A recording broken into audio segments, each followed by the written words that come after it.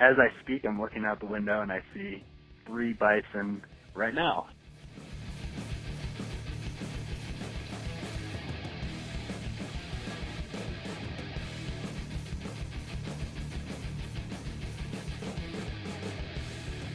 You are listening to Urban Wildlife Podcast. Welcome back to Urban Wildlife Podcast. You got me, Billy Brown, Tony Crosdale, and Tyke James, back at it again. we're going to keep having him back until he's too famous to talk to us anymore. Won't happen. Are you? then I'll come back so we can give us a rub every once in a while. Listen, I always name drop. Where are you now? You're last year? Or? Yeah, I'll be entering my last year at Temple University. Super excited about that. A lot of great stuff has happened there. A lot of stuff to work on too, because I'm really involved with like the student government scene. I'm still working on a house of cards at Temple University, so. I'll start off with a couple pitches for us. First, if you like this podcast, and if you're listening to it, of course you like the podcast, right? We would hope so. Right. Unless they're like sadomasochists. If you're just doing this to or torture they're masochistic. yourself, then I guess you're kind of into it in your own way. true. In any case, It's like my love of Creed. so please go to the podcasting platform that you use and like the podcast. That's how people find us. Hopefully somebody's typing away looking for the next great wildlife podcast, and they'll find this one. But I hope only you embrace our podcast with arms wide open there you go. under moonlight. Listen to this by moonlight, of course, on the roof of your row house. And I would especially like you to have a flowing shirt open and like with your arms wide open. What are you referencing? Creed. Oh, I don't know any Creed. Man, you don't know any Creed? Isn't it mostly religious? I think he kind of flirted with it to get more fans. So but not we're not detract talking from- about the boxing movie. No, the boxing movie is awesome. It's Okay, it's because maybe when you the said best Creed, film- I was like, I don't Talking remember about that this at all. hard rock in Creed. band from the 90s. Yeah, Yeah. I think Creed the movie is maybe the greatest representation of Philadelphia ever made. That and Rocky Balboa, those two movies, that and Creed. I like Creed a lot more because I like Creed even more than Rocky Balboa, which I thought was really awesome because it adds the black perspective to Philadelphia pretty well. And So you're saying Kensington isn't just full of white dudes? well, this one there's a lot of it takes place in North Philly. Okay. And Yeah, actually, they shot on campus. yeah, A when lot they of go my to get a friends got do cheesesteak, they go to Max's, which is on Broad Street, which is awesome. And they show people ordering a cheesesteak with mayonnaise. You know what I'm saying? it. Wait, salt, pepper, ketchup. Yeah, I do that. Yeah. Well, you're black. Well, yeah. No, I have to remember because my mom always ordered my cheesesteaks a certain way, and I only remember it in that order. Right. All right, so like us on your favorite podcasting platform. Step 1. All right, step 2. If you want to get in touch with us just to tell us how much you love us or to tell us what we could do better, we take constructive criticism. Please email us at urbanwildlifecast@gmail.com. Hit us up at Twitter at urbwildlifecast. Find us on Facebook. Drop some comments. We just got, for example, someone was checking a neighborhood bird ID Yeah. with us. We can do that. And, we love talking about urban wildlife and making, obscure musical references. Creed is not obscure. Creed's about as... I mean, 1 out of 3. 1 out of 3. All right, so do that. Step 3. If you like this podcast, I'm going to bet A, that you live in or near a city or go to cities. B, that you like wildlife. And C, are technologically advanced enough to have a smartphone. All right, some preconditions. All right, if you hit all of those, then next time you see something cool, whether that is a nighthawk coming down over your row home, maybe that's... row home's really, universally understood outside of Philly and Baltimore. And New York, maybe. Because people talk about townhouses. Or townhouses. You could be over your apartment building, over your backyard, your garden, or whatever. Your small single-family home that is fairly close to another single-family home, like most American cities outside of the Northeast have. And if you see a groundhog, or let's say you're not even in the United States and you're seeing monkeys, or you're seeing civets, Marmoset was a monkey. Yeah. go ahead. Please record something on your phone. You can just do it right on your phone and send us the file, or you can Blow our minds with what is urban wildlife. You have until I went to Brazil myself, I had no idea that capybaras were an urban wildlife, which I still want to do a story about. I got to contact my friends in Brazil, make that happen. If there's a capybara expert, please get in touch with us. But that to me was mind blowing. And then our phone number, if you just want to call us and leave a message, is 267-603-3219. Again, 267-603-3219. And I want to share something. We have listeners. We can, on our podcasting software, we can pull up where people are listening to us from. And vast majority United States, distant second, but still a few hundred people. The UK. Canada coming in next. So UK is beating Canada, at least twice as many as Canada. More than that. We're like 3 times as many people, though. And then, but still, listeners, you'd think Canada. We're right next to Canada. Yeah. And then Germany. We got listeners in Germany, Switzerland, China, Ireland, India, Guatemala. I can't figure out Guatemala. It's awesome. Hey, cool. Guatemala holler, because I've been... Well, first of all, in Guatemala, you got here's a cool twist on urban wildlife, is that down there's old Mayan cities, Tikal, that have orange-breasted falcons that nest on them. Is that considered urban wildlife? I don't know. But tell me what lives in Guatemala City. Archaeo-urban wildlife. I would say, in any of those cases, we want to hear about the stuff you got in China and Guatemala and India and Ireland and Switzerland. Let's hear from Switzerland. So, hey, pick up that phone and give us some... Wildlife bling! so that we can pop it at the end of the episode. Last episode, I was able to put something on by a really cool project in the Bay Area, looking at gray foxes around Silicon Valley. I think I'm keeping my fingers crossed for this episode. I'm going to cut this out if it doesn't happen. But we're looking for a tidbit. Tony's going to love this, from Matt from In Defense of Plants. Oh, my God. That podcast is awesome. Yep.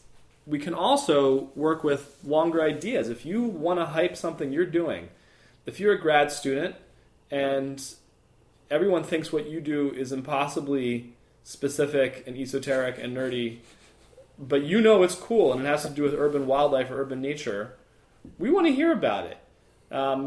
If you're just an amateur herper or a birder or whatever, and you've got that cockatoo that's nesting in your backyard in Sydney, and you think it's the coolest thing in the world, hit us up. We want to hear about it. Yeah, and the other thing is, stuff you take for granted might be really cool to someone else, you might just think that, galahs and rainbow lorikeets and sulfur-crested cockatoos, in urban Australia are, whatever. But, it blew my mind when I was there that, some of these birds that were on my most wanted list to see were, super common in the city. And you might come here to the United States and think that you have to go to a remote place to see a bald eagle and not realize that they nest in the cities here, and as long as there's a big sycamore or a white pine to nest in, they'll we nest can get you there by public transportation. Yeah, I mean that's or that we have coyotes, and things like that.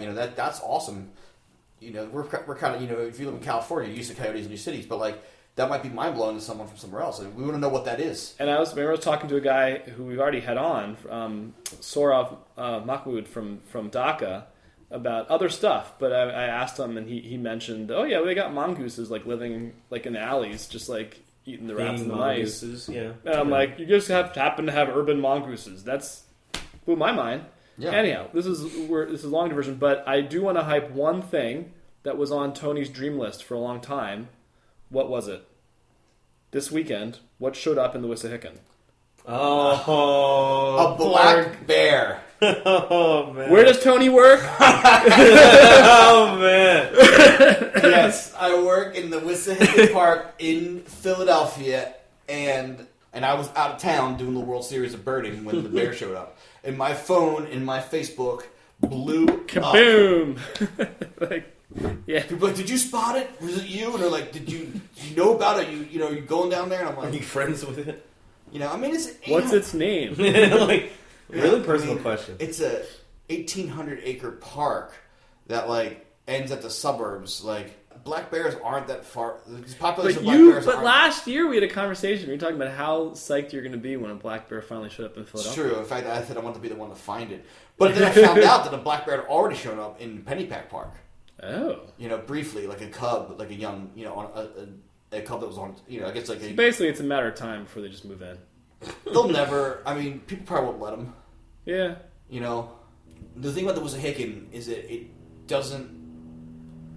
It's not like Forest Park or something in Portland where like it's just contiguous with this massive, wild areas. It's like It's a narrow corridor. the Wissahickons actually more wild in Philadelphia than it is outside of Philadelphia. True.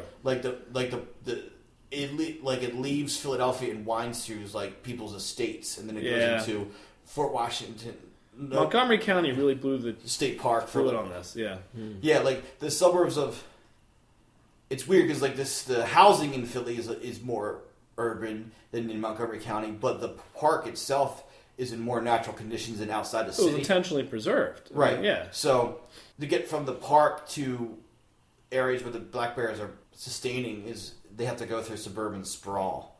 So if the park was like contiguous with big pieces of preserved space that went all the way up to like the foothills of the Appalachians where you have sustainable populations of black bear, I would expect them to just be kind of roaming into the Wissahickon regularly. Now I assume it'll be once every couple years and cause a big stir.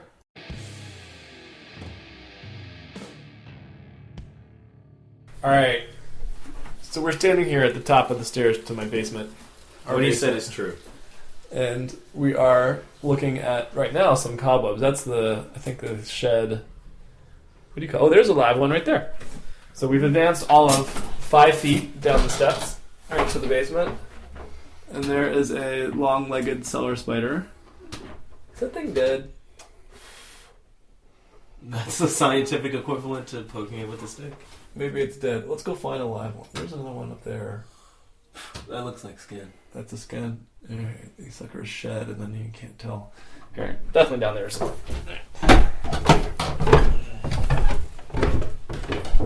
No, there's a lot of webs, but no, that looks like a spider meal. Well, at least they're eating. Yeah, we have evidence that they're growing well and that they're eating well. So that's. So now, after learning all about like spiders and how they live in our house, like I feel conflicted about like clearing away cobwebs because it's like that might be a hardworking spider's home. I rescued a house centipede from my sink. Nice. I realize when people invite you out to stuff, if you say, I have homework due at midnight, or, oh, here's a live one right here. Okay, this good. One right here. Great one. Yeah, totally. That's a big one, too. So, what we're looking at is basically a cosmopolitan species of spider. So, just for background, long-legged cellar spider. Pholcus phalangioides is originally from, I guess, Mediterranean or warmer parts of Europe, but basements, cellars, don't get too cold. So even in the winter, it doesn't get freezing down here. Probably stays probably in the 60s. So year-round, they've got a nice, constant, warmish, or not too cold temperature.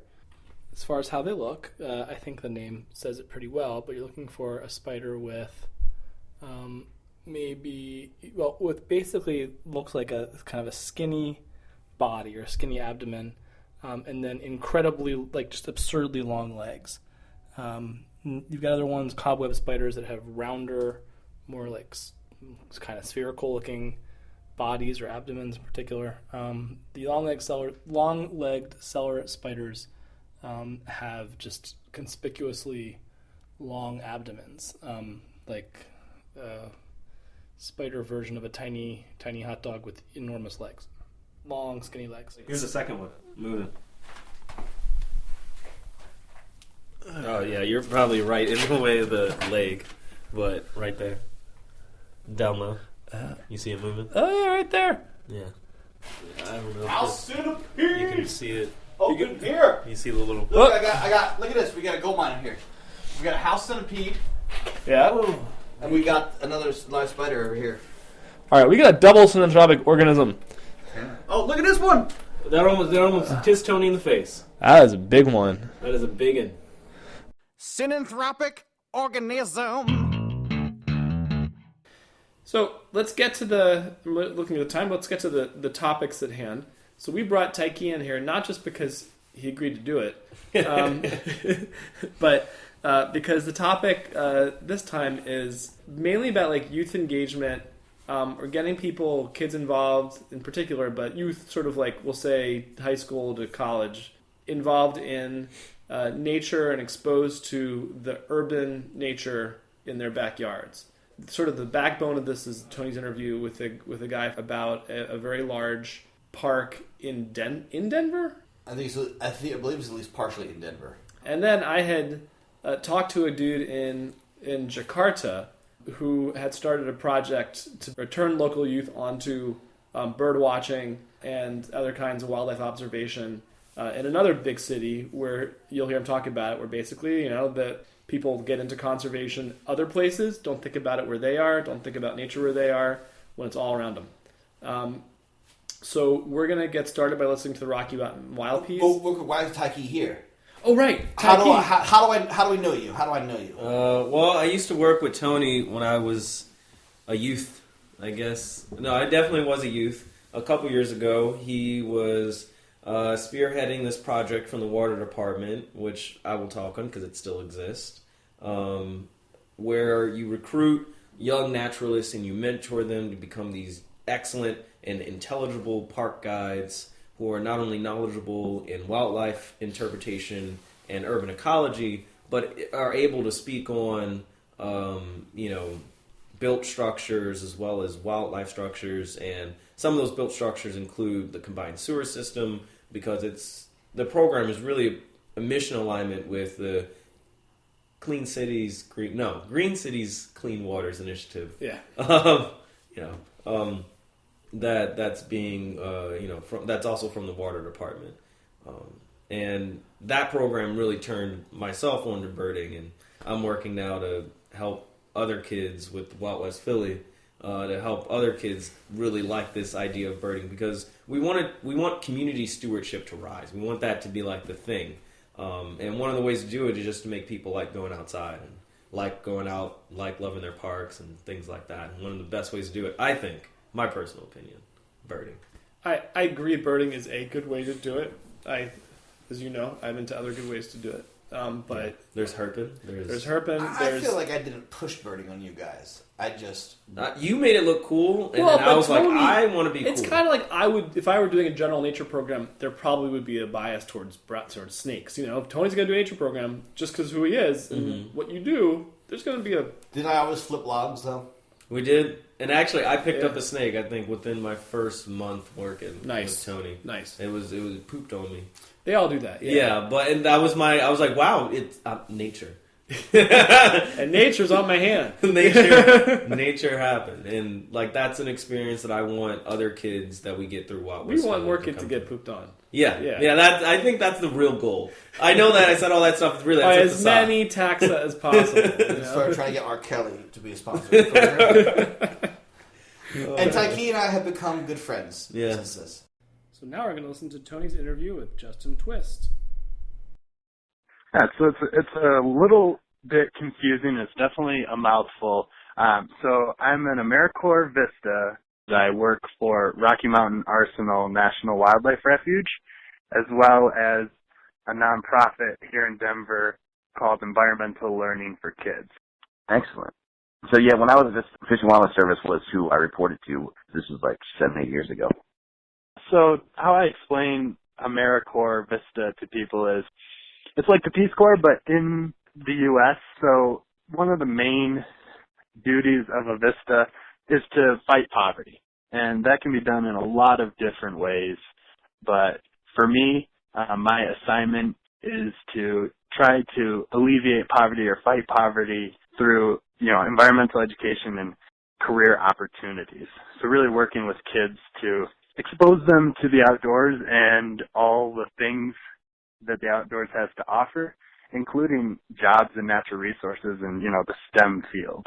Back when the World Wars were happening, the refuge was used by the U.S. Army as an arsenal, hence the name Rocky Mountain Arsenal.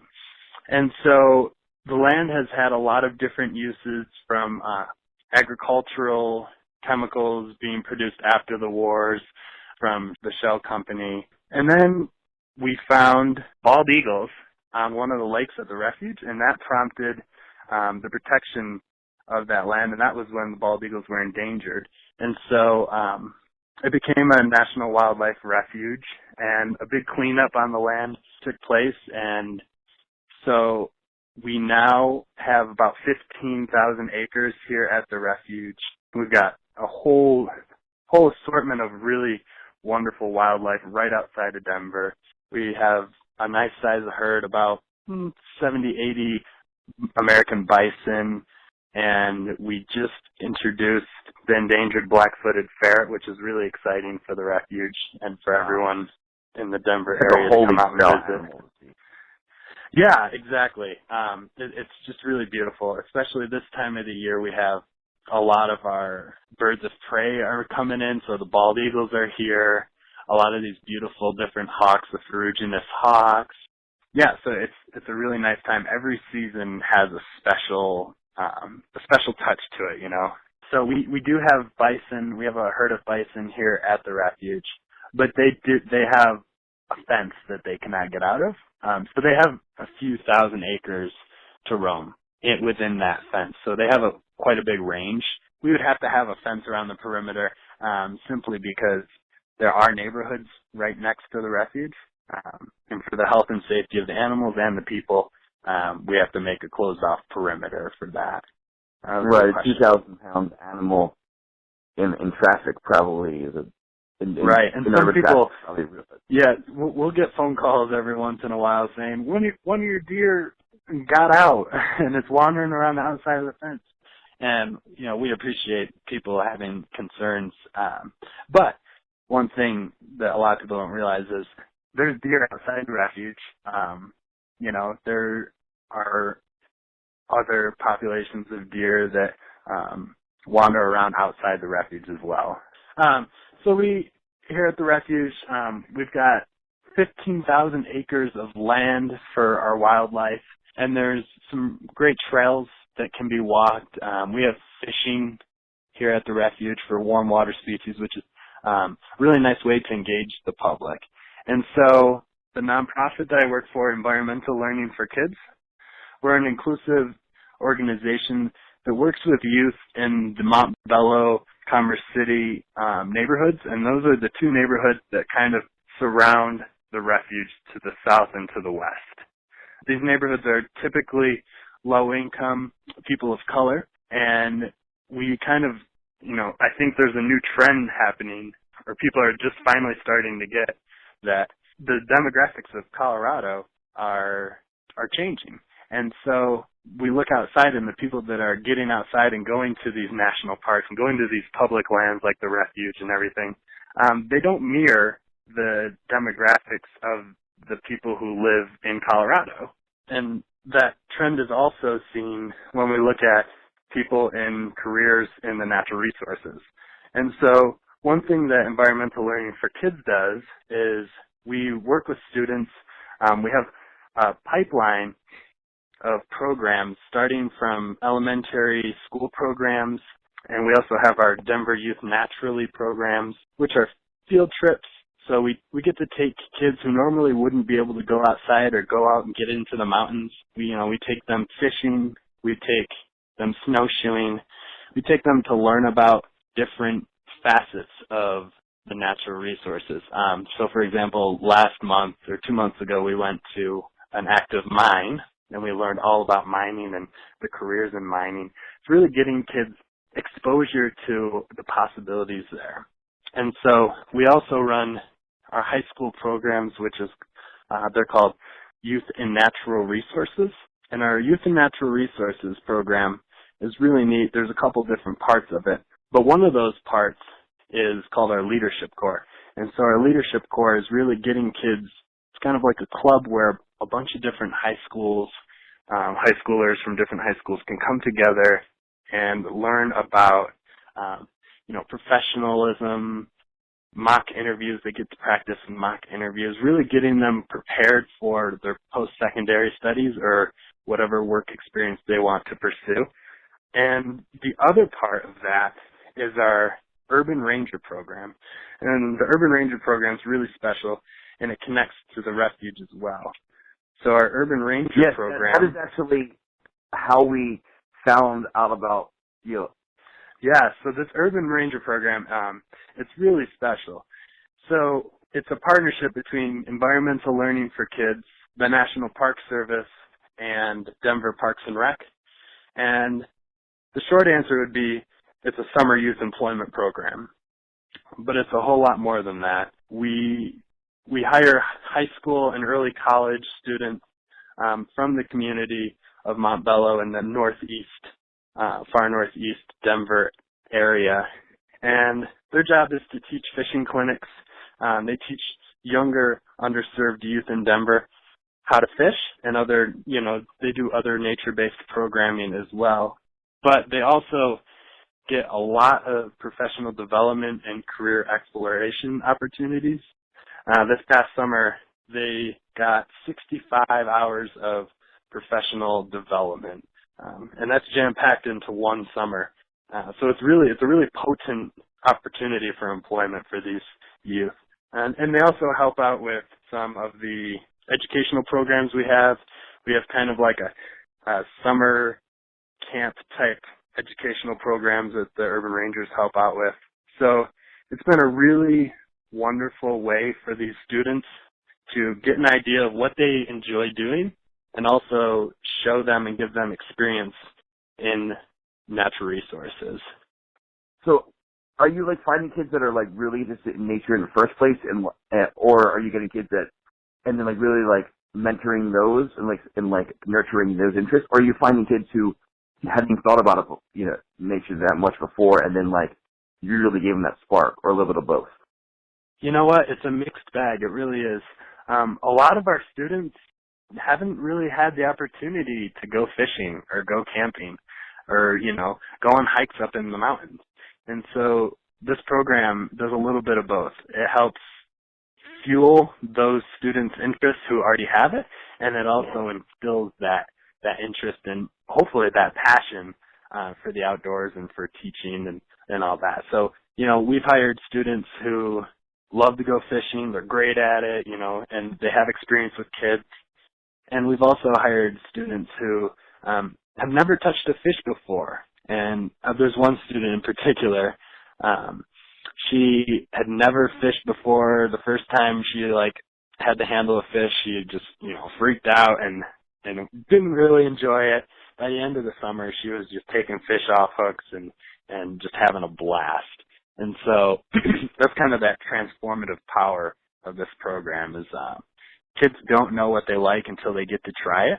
And that's exactly what we tried to do with this program, with our Urban Rangers and with the younger youth that we serve, is, expose them to things that they wouldn't normally get to do and hopefully instill an interest in the outdoors and outdoor recreation on public lands. Right now I'm actually looking at the Denver skyline with all the skyscrapers. So we're really not far. We're kind of on the northeast fringe of the city of Denver, and there's neighborhoods surrounding. So we're not incredibly urban in terms of, there's skyscrapers surrounding the refuge, but we definitely have a lot of human and animal interactions outside the fences of the refuge, just because to the northeast corridor is pretty much wild outside of the refuge. There's just prairie, open prairie kind of, and then the Denver International Airport is also near there as well. There's a screenshot that came up when I looked up the map, before I went to the map, and it was all bison with the Denver skyline behind it. So. Yeah, it's that's one of the classic shots. We have a wildlife viewing tour drive in which you can come out to the refuge and drive through the bison pasture, the bison range, and so sometimes if you're lucky, the bison are right in the skylines in the backdrop, right where the bison are. So that's wildlife photography is a huge pastime out here, and it's really great. As I speak, I'm looking out the window and I see 3 bison right now. So it's pretty beautiful. When you come out to the refuge, I don't know. Sometimes it can be hit or miss. Sometimes you don't see much wildlife. Other times you can see a deer, a bison, and a hawk all in one line of sight. So it's a pretty magical place. And what we're really trying to accomplish here is we really want people from the surrounding neighborhoods to come visit the refuge. We have school groups come in, and we do school programs for classes, and they come out and do field trips and everything. And sometimes the school could almost be right across the street from the refuge, and we'll ask, who here has been to the refuge? Maybe get 2 or 3 hands out of a group of 20 kids. And so that's something we really want to try to change. First, do you feel a little outdone when, like, you look out your window and you see where a black bear might have been, and then you hear this dude talking about looking out his window, he's like, oh yeah, there's 3 bison right there. Like, no big deal. I like the way you phrased the question. Well, I mean, there's lots of deer, in and I have an unbelievable sort of warblers outside my window. All right, there you go. So you can out-warbler anyone in Denver. Another thing I picked up on, and I'll have to take Keith to riff on this, but just that experience of having a bunch of kids, taking them into a park, and they live right over there, but no, not over there. He looked over his shoulder. But but a bunch of kids who live right next to the park, and you this is their first time getting past the playground. Yeah. I mean, I know a lot of them, they'll start with like, oh yeah, I played on the playground, I haven't really entered the park, or like, my mom always told me not to go to the park, or my mom told me especially to watch out for the park, or I heard that there was a fight down there, or, you'll see 6 NBC News, body found in the creek, oh no. And so, Wait, what's a creek? A creek? Oh, it's like a river, but like, it's a Philly river. It's how you translate crick. Oh, so it's like a crick. Oh, yeah. It's like that's Northeast Philly accent. But so there's always been like a weird stigma with going into parks for some families, and that's normally the first thing that we have to combat is the stigmatization of the park, and then like, no, it's friendly, it's cool, you can learn stuff and have fun. And then they eventually get to the idea, and then they see other people, and then they run into people in turn who tell them the same story or something similar, and then they have to destigmatize whatever conceptions they may have. So it's a cool circle. Next we're going to listen to a very short piece. It isn't just in the United States where you got projects to try to get youth into wildlife. Okay, my name is Hendra Akwan. And my position in Transformasi Hijau, or you can say Green Transformation, as group leader. A Green Transformation is a group of young people. At that time, back in 2009, we had an idea how to accommodate young people, especially in urban area like Jakarta, to experience wildlife activity, but still inside Jakarta. So then we created or established Green Transformation. And the basic idea from this movement is to give another perspective from big city like Jakarta, that inside the urban area you can still find wildlife. You don't have to go outside from your city to watch birds, towards butterflies, mammals, something like that. Because Jakarta is a crowded city and people tend to think that there is no such wildlife animals you can find in Jakarta. And we would like to change that thinking by conducting activities like we had last year. We conducted 5 weeks monitoring of birds in one city park in Jakarta, which is at that time we involved like school students and then citizens as well. We provided like a binocular, and then it's kind of activity of learning by doing, which is most of the participants, they have no idea, they have no experience about bird watching. So then we facilitated university students who have knowledge in bird watching, involve them as volunteer, and then as a facilitator as well to guide these participants. So yeah, it's kind of to encourage people that let's do outdoor activities in our city park, because if you talk about Jakarta, you can think that we tend to during the weekend we tend to go to the malls, tend to lock ourselves in a building rather than we go outside. So we would like to introduce another perspective how they spend their weekend.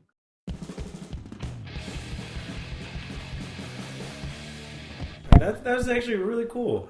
All the way in Jakarta, which is in Indonesia, for anyone who didn't know. And I was when you talked about college students as facilitators, I was like looking at Taiki. I was like, "That's you." Yeah, I'm one of those. I just when I found this guy, I was talking to him. I was like, "It's frustrating. It's wonderful because like there are people doing the same kind of work that you guys do, pretty much on the other side of the planet. You know, someone might write it not precisely the other side of the planet, but still pretty much. Someone's gonna be that one. Well, if you rotate it on the axis, no. But like pretty much other side of the world, and they're doing having the same kind of realizations, doing the same kind of programming that you guys are doing. They're doing in Denver. Part of me is like, I have to get this guy together with Tony, because I have a feeling like you and he could have some great birding times in Jakarta. I've been in Jakarta twice. I'd love to go back again, and it'd be great to link up with him. But we're talking about birding. I mean, part of it that I think Taiki you're talking about, and the Denver he's definitely talking about, is getting people out into what we define as wild places, like the Wissahickon. But part of it is also observing wildlife in the non-wild places. I mean, the green transformation, they go to like a wetlands park, which is basically like the Jakarta version of the John Hines National Wildlife Refuge, and then they also go to like just this like a park kind of like Rittenhouse Square and look at birds there. Wow. And Tony, I led a bird walk in Rittenhouse Square, which is as urban as a park as you can possibly get, because it's completely in center city Philly, surrounded by 7 acres, surrounded by skyscrapers and apartment buildings. This is a place where you can go sit out, have a picnic, play in the fountain. Every square inch of that place, probably within a couple days, has dog poop on it. You know what I mean? Like, so why would you ever want to... The pros and cons, take the good with the bad. I thought you were going to go with the rat population, but the dog poop, yeah. I mean, not like just cleaned up, but I mean, it's like, that grass you're sitting on definitely was pooped or peed on by a dog within hours of when you sat there. Give it a couple days. What'd you spot there? Oh, we had like 10 species of warbler, wood thrush, hermit thrush, rose-breasted grosbeak. If you work with a program connecting local youth to nature in your backyard, kind of like in Denver or in Philadelphia or in Jakarta, how do you learn more about Wild West Philly, Taiki? Well, we do have a website. It's getting a facelift. The facelift should be done at the end of June. We're getting 2 updates. And wildwestphilly.com, easy to find. We have Facebook, Instagram, Twitter. We like birds, so if you want to talk about that, that's a thing. But we are looking to recruit high school age youth that live in West Philadelphia to be part of the program and to grow with us. So we hope that they graduate high school with the credential that they were a steward with us for so many years or whatever the case may be. Awesome. So you got something like that, give us a call at 267-603-3219. Again, 267-603-3219. Leave us a message or tape something on your phone. Send it to us. Send us an email at urbanwildlifecast@gmail.com. Hit us on Twitter at urbwildlifecast, or drop a comment on our Facebook page and tell us about your super fabulous youth environmental learning engagement project, whether that is in Indonesia or in China or in Switzerland. We're talking to you Swiss listeners out there, and we want to hear about it. Absolutely. All right. Please reach out, because it adds another element to the podcast, the interactive side of things, it's cool. Oh, I got a text while we're doing this from Robin, our buddy Robin. The bird? Yeah. What's he up to? See, he's at a Phil's game, and he got his first of the year Nighthawks flying around the lights at Sis's Bank Park. Hello everyone, my name is Matt Candeas, and I am the host and author of the In Defense of Plants blog and podcast. I'm coming to you today from the middle of the southern Appalachian Mountains, but the story I'm going to tell you is purely urban. Now, I'm a plant fanatic, if you couldn't have guessed. I spend most of my downtime searching for plants, and, well, I'm out in the woods right now for work, also searching for plants. So my life is pretty much consumed by the botanical world. Most special to me are the orchids. I can't get enough of this plant group. The family Orchidaceae is the largest flowering plant family, I should say, on the planet. And I spend a good amount of my time looking for those species in particular. Now, a city is the last place I would expect to find orchids growing, because they are notoriously finicky. Orchids require specific fungi to germinate and grow, and disturbance of that fungi will largely kill them. That is why you don't generally see orchids, with a few exceptions, growing in really heavily urbanized areas. Well, I used to live in the city of Buffalo, and when I was walking around the city one day, I was looking through people's garden beds, just seeing what everyone was doing that summer with their gardens. And I saw a spike coming up in the middle of a flower pot that was lining a large parking lot. It was one of those big concrete planters that people put around parking lots, probably to keep cars from driving off onto the sidewalk, but also add a little bit of pizzazz and lovely appearance to the landscape. Well, coming up out of that pot was some sort of monocot, and from a distance, I couldn't quite tell what it was, but as I walked closer, I realized, holy cow, I was looking at an orchid. Now, this wasn't a native orchid, mind you. This was an Asian orchid that was introduced to New York back in the 1800s and has since proliferated across the eastern U.S. with some disjunct populations up in Washington. Now, this is a really interesting orchid. It is called the helleborine orchid. It's Epipactis helleborine, and it is a disturbance-loving orchid. The fungi that it partners with is a type of truffle. Now, it's not the type of truffle you would go and dig up and eat, but it's in that same family. And this truffle really likes soil disturbance. Hence, it was found in this planter. Now, the interesting thing about this orchid is not only that it can grow around humans and does so quite well, but its pollination strategy is incredible. It has a narcotic nectar that attracts wasps. It smells kind of like the volatiles released from grass or other green plants that are used to lure in wasps when caterpillars are eating them, so that the wasps come in and eat the caterpillars. But this one does it without having to be eaten. Now, the wasp comes in thinking it's going to get a meal, but instead it finds some nectar. It starts to drink that nectar, and it gets, well, drunk.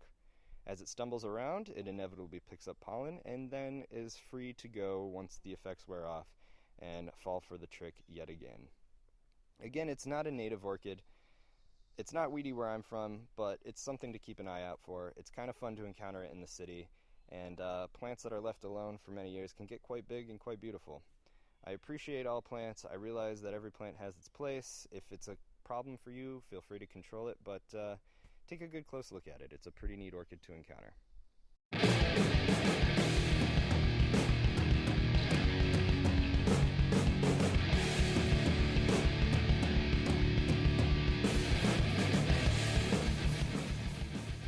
want more kids to get pooped on. Yeah. I think that's the real goal. I know that I said all that stuff. Really, By that's as many taxa as possible. Start trying to get R. Kelly to be a sponsor.